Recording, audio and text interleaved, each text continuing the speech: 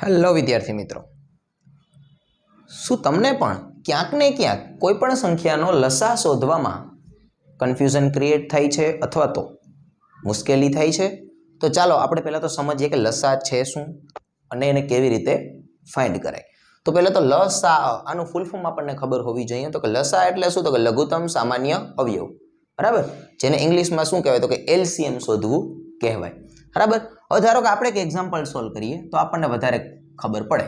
ધારો કે હું એમ કહું છું કે 8, 12 અને 18 નો લસા શોધો. હવે આ ક્વેશ્ચન કેવા શું માંગે છે? તો કે 8, 12 અને 18 આ ત્રણેય સંખ્યામાંથી એવો એક કોમન નાનામાં નાનો અવયવ શોધી કાઢવાનો. આપણે એને શું કહેવાય? તો કે એનો લસા શોધવો કહેવાય. તો ચાલો આની આપણે એક સરળ રીત જોઈએ કેવી રીતે આપણે ફાઇન્ડ કરીએ. તો સૌથી પહેલા તો આપણને જે મીંડું ચોકડીમાં આપણે ખાના કરતા હોય ને એવી રીતના ખાના બનાવી નાખવાના, આવી રીતે, બરાબર.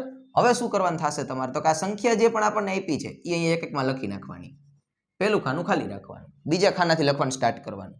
હવે શું કરવાનું? તો કે સૌથી પહેલા એક તો ક્યાંય લેવાનો આવશે નહીં, 2 થી શરૂઆત કરવાની, બરાબર. સૌથી પહેલા 2 થી પાડો ચલાવવાનો. હવે અહીંયા 2 થી શું કરવા? તો કે જો અહીંયા ચેક કરી લેવાનું, બેકી સંખ્યા છે બધી, જો ચેક કરો. તો કે આપણે બેકી સંખ્યા છે તો પહેલા સૌથી પહેલા નાનામાં નાનો બેકી સંખ્યા માટે આપણે કેનાથી ભાગ ચલાવી શકીએ? તો કે 2 થી.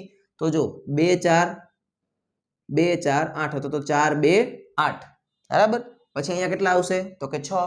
તો કે ભાઈ કેટલા શું કરવા છે? તો કે 6 2 12. અહીંયા 9 18 છે તો કેટલા આવશે? તો કે 9 2 18.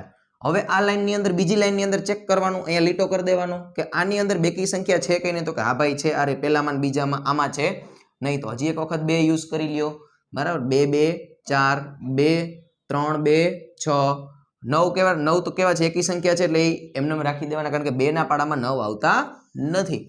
હવે એના પછી તો કે હજી એક બેકી સંખ્યા છે તો હજી એક વખત 2 મૂકો. હાલો, 2 1 2. 2 ના પાડામાં 3 આવે નહીં, 3 એમને રાખી દો. 9 પણ ના આવે, 9 પણ એમને રાખી દો. હાલો, હવે તો બધી એકી સંખ્યા થઈ ગઈ. તો હવે શું કરવાનું? 2 પછી પેલી કઈ એકી સંખ્યા આવશે? તો કે 3 આવે તો 3 લઈ લ્યો. હાલો, 1 નો 1 એમ 9, 3 છે તો 3 1 3, બરાબર. 3 ના પાડામાં 9 આવે તો કે હા આવે. ક્યાં આવે? તો કે 3 3 9, બરાબર. જો બોક્સ ટૂંકું પડતું હોય તો થોડુંક લંબાવી દેવાનું.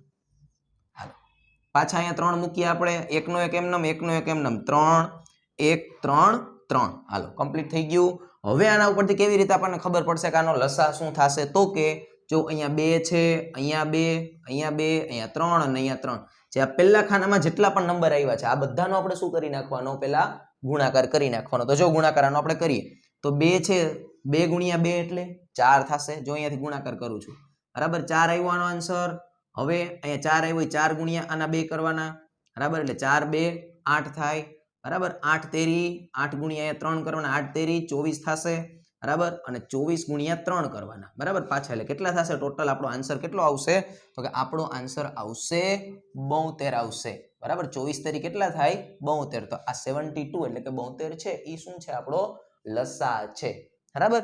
આવી જ રીતે આવા જ 2 દાખલા હું તમને ડિસ્ક્રિપ્શનની અંદર આપું છું, જેનો જવાબ તમારે મને કોમેન્ટની અંદર વ્યવસ્થિત રીતે સોલ્વ કરી અને જણાવવાનો છે.